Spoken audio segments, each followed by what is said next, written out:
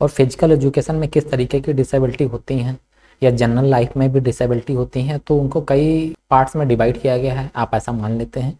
और हम लोग जिसमें बात करने वाले हैं वो फिजिकल एजुकेशन से रिलेटेड ही डिसेबिलिटी होंगी, मगर इनको जनरल लाइफ में भी अधिकतर देखा जाता है कि जनरल लाइफ में भी ऐसा हो जाता है, मगर फिजिकल एजुकेशन में ये डिसेबिलिटी होने के चांस थोड़े से ज़्यादा होते हैं। बॉडी का ज़्यादा से ज़्यादा यूज किया जाता है, क्योंकि जब आप कुछ भी करते हैं तो फिजिकल वर्क ही होता है। अगर बॉडी का यूज़ करके आप कुछ भी कर रहे हैं तो फिजिकल वर्क है, और फिजिकल वर्क कर रहे हैं तो इस तरीके की डिसेबिलिटी हो भी सकती है, नहीं भी हो सकती, डिपेंड करता है कि आप बॉडी का उपयोग कैसे कर रहे हैं, बॉडी का इस्तेमाल कैसे कर रहे हैं, बॉडी की कितनी देख रेख कर रहे हैं या कितना उसको टाइम दे रहे हैं, कैसी उसकी डाइट है, कैसी उसकी एक्सरसाइज है। तो ये सब चीज़ें भी डिपेंड करती हैं डिसेबिलिटी कितनी और किस लेवल तक होने वाली है। Types of disability. Prior to 1995 we were familiar with only 4 types of disability. अगर हम लोग 1995 की बात करें तो अभी तक यहाँ पर जो डिसेबिलिटी हैं लगभग 4 तरीके की डिसेबिलिटी मेन हुआ करती थी। अब कौन कौन सी हैं ये देख लीजिए। तो जैसे कि पहले यहाँ दी है आर्थोपेडिक।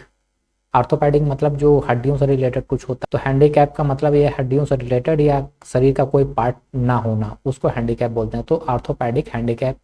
और फिर यहाँ नेक्स्ट दिया है विजुअल हैंडीकैप। विजुअल हैंडीकैप का मतलब ये होता है कि आप चीज़ों को देख नहीं पा रहे हैं। विजुअल हैंडीकैप का मतलब होता है आप चीज़ों को सही से देख नहीं पा रहे हैं, या आप चीज़ों को देखने के लिए आपको किसी चीज़ की ज़रूरत पड़ रही है। मान लो आपको कहीं सामने कोई दिखाई नहीं पड़ रहा, तो इसके लिए आपको चश्मा या ग्लासेस लगाने की ज़रूरत पड़ रही है।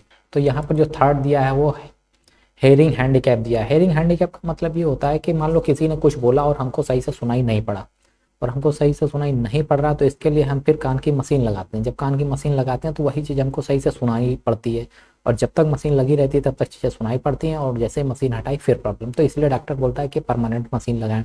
तो यहाँ पर हेयरिंग हैंडीकैप भी हो गया। और मेंटल हैंडीकैप का मतलब अगर देखा जाए तो ये काफ़ी ज़्यादा विस्तृत है। मेंटल हैंडीकैप का मतलब आप चीज़ों को कम टाइम तक याद रख पाना, या आपको पता ही नहीं है आगे क्या करना, या काम करते करते भूल जाना, या आपको बिल्कुल कुछ भी नहीं पता है, किसी चीज़ के बारे में कोई इन्फॉर्मेशन नहीं है, आपको कोई चीज़ बताई जा रही है तब याद आ रही है, आपको कुछ भी याद नहीं रहता है। तो इसमें मेंटल में अगर देखा जाए तो बहुत सारी डिसेबिलिटीज़ हो जाती हैं। तो जब इसका हम लोग पूरा चैप्टर देखेंगे तो उसमें आपको हर चीज़ एक्सप्लेन करेंगे। अभी हम केवल आपको यहाँ पर टाइप्स ऑफ डिसेबिलिटी बता रहे हैं, और मेन डिसेबिलिटी कौन कौन सी होती हैं वो बताएंगे। उसके बाद फिर एक्सप्लेन करेंगे हम लोग next video. In 1995 persons with disability act. तो 1995 मतलब 1995 में एक एक्ट हुआ करता था, person with disability act, PWD act भी इसको बोला जाता था। तो 1995 में जब ये एक्ट आया तो इन्होंने किया क्या, तो जो हैंडीकैप डिसेबिलिटी हुआ करती थी हैंडीकैप, तो उनको हैंडीकैप का वर्ड इन्होंने हटा दिया। ठीक है, उस हैंडीकैप के वर्ड की जगह इन्होंने यूज कर दिया इम्पेयरमेंट, जबकि उसका मीन्स सेम ही रहता है, मगर बोलते हैं नहीं वर्ड के साथ थोड़ी सी रिस्पेक्ट आ जाती है। तो इन्होंने क्या किया, हैंडीकैप वर्ड को हटाया और वहाँ पर लिख दिया जो डिसेबिलिटी का टर्म था उसको इम्पेयरमेंट्स कर दिया। तो आप इसको ये समझ सकते हैं कि पहले उसको डिसेबिलिटी बोला जाता, फिर उसको चेंज करके बोल दिया गया impairment. This act recognise 3 more disabilities. अब जो ये एक्ट था इसमें 3 और डिसेबिलिटी रिकॉग्नाइज की गई, पहचान की गई। और जो पहली वाली क्या थी, पहली थी लो विजन, दूसरी थी लेप्रोजी क्योर्ड, और तीसरी थी मेंटल इलनेस। तो लो विजन, लेप्रोजी क्योर और मेंटल इलनेस 3 और ये ऐड कर दी गई। इन द ईयर ऑफ 2016 में फिर से एक न्यू एक्ट बना दिया गया। ये न्यू एक्ट कौन सा था, right of person with disability act, जिसको बोला गया RPWD act. This act recognise 21 disability.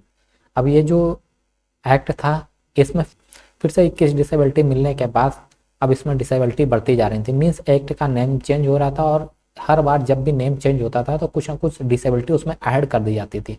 या आप ऐसा मान लो शुरुआत में जब भी कोई डिसेबिलिटी मिलती है तो उसको 1 2 3 4 नाम दिए जाते हैं, फिर जैसे जैसे शोध होती रहती है, सर्च होते रहते हैं, डिसेबिलिटी मिलती रहती है, तो एक्ट चेंज होता रहता है, और उस एक्ट में डिसेबिलिटी की जो काउंटिंग होती है वो बढ़ती रहती है, डिसेबिलिटीज़ बढ़ती रहती हैं। जैसे जैसे आप टाइम बढ़ेगा डिसेबिलिटी जो भी होंगी नई नई ऐड हो जाएंगी। जैसे नई बीमारियां बढ़ती हैं ऐसे नई डिसेबिलिटी बढ़ती हैं। कोई भी चीज़ में जब ज़्यादा सर्च किया जाता है, उसका आविष्कार किया जाता है, तो चीज़ें अपने आप नई नई मिलने लगती हैं। तो सबसे पहले जो फिजिकल डिसेबिलिटी होती है, तो फिजिकल डिसेबिलिटी में क्या होता है, जो चीज़ें हमें दिख रही होती है, जैसे किसी के हाथ में प्रॉब्लम है, किसी के पैर में प्रॉब्लम है, किसी की नाक में प्रॉब्लम है, किसी की आँख में प्रॉब्लम है, तो ये होती है फिजिकल डिसेबिलिटी, जो हमें एक तरफ से दिखाई पड़ जाती है, हाँ सामने से, कि इसको ये प्रॉब्लम है।